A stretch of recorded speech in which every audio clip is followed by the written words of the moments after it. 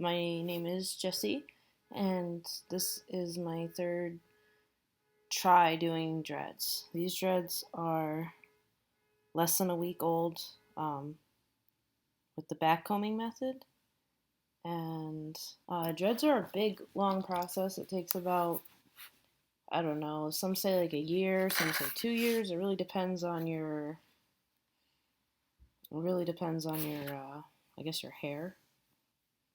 Hair like mine, I'm gonna say is probably gonna take at least a year before the dreads become like mature, like dense. A company over here. And you decided to join me. This is Lily. But yeah, so I decided to dedicate this channel, or at least for now, dedicate this channel towards keeping track of my little journey. So this is me less than a week of backcombing. Plan on at some point cutting together a little video of my boyfriend and I actually making my dreads. It took us, I don't know, 3 days. I think we started them a week ago and then finished them like, I don't know, 4 or 5 days ago. I don't know. But it took a while. And yeah, I have that all documented, but he's in Scotland right now filming something, so he has his phone with him, and that's what we recorded some of the stuff on, and some of it was recorded on my phone, and yeah, so a week. And like I said, this is my third try. I had 2 other tries. My first try was my friends and I thought we knew more than we did about things. Well, actually, my friends kind of thought they knew more than they did because I didn't know anything and I just wanted dreads.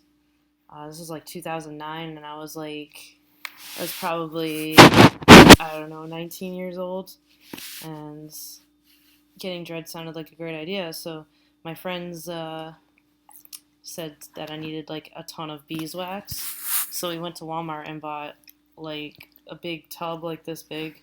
I don't know. And we used almost all of it in my hair. I sat there for probably like an hour and a half while my friends grabbed strands of hair and just globbed wax onto them.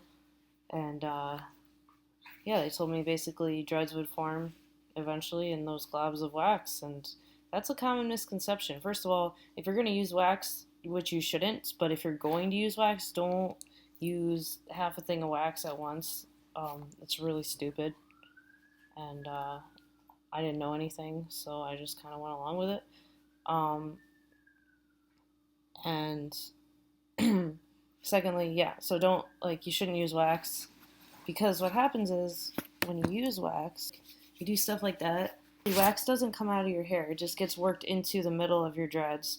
There's like a huge debate on whether to use wax or not, but I used wax the second time also, the first and the second time, and both times it caused me a serious amount of trouble. So the first time I had just nasty wax blobs, I guess, for hair for like a couple of weeks, and I got sick of like I got sick of having wax all over my pillows, and it was all over my face, and I couldn't wash it off, and it was just melting off of me. It was fucking disgusting. The second time I did dreads, I lasted a lot longer, probably 8 months, maybe? It was a while. And with the second set of dreads, I really liked them a lot, but they were kind of gross, and that's also attributed to wax. I used the Dreadhead HQ wax, which was a lot better than the beeswax, but still, as I palm rolled my dreads, like the wax kind of got worked into the center of my dread and never came out. And I didn't realize that that was even a thing, but I did know that my hair always felt kind of like greasy and wet, and I always thought it was because I worked in a kitchen, which probably could have had something to do with it as well, like working with like deep fryers and stuff like that. But the like I realized when I got my dreads cut off, and I looked awful after I got my dreads cut off. Here's a picture of that. It's fucking disgusting. I look so miserable.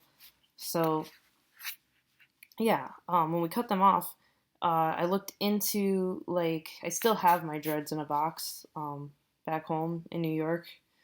I wish I could show you, but basically inside the dread there's just like a core of like stuff that was like bluish. It might have been mold, like who knows what was in there, but basically the wax just stays in your hair and it's gross. So this is my third time and I'm trying it completely without wax. The second time I used backcombing, and this time I used backcombing. I'm really want to say thank you to my boyfriend Dylan because he spent a lot of time helping me with my hair. Um, and it was a lot longer than we both thought it was going to take.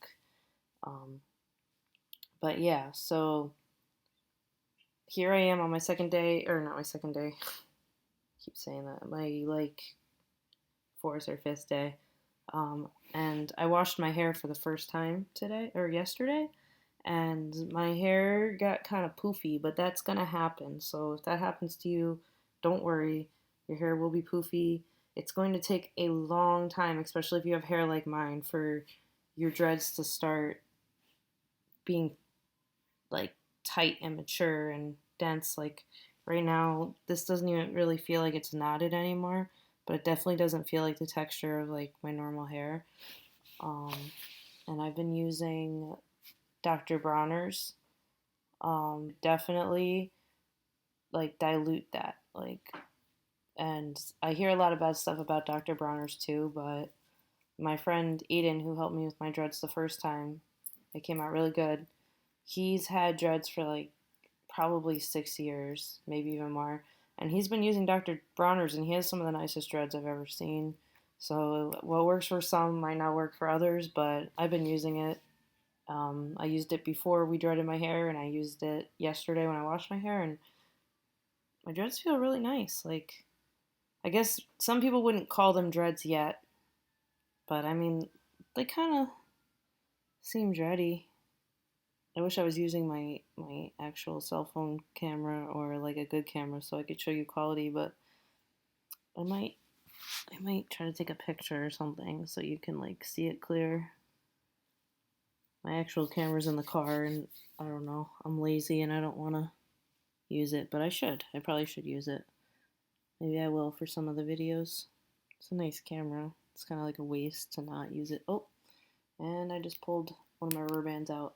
So the reason I have rubber bands in the bottom of my hair like this is because for the first month or so, Dreadhead HQ recommends that you leave rubber bands in the bottom of your hair so that the dreads don't come out.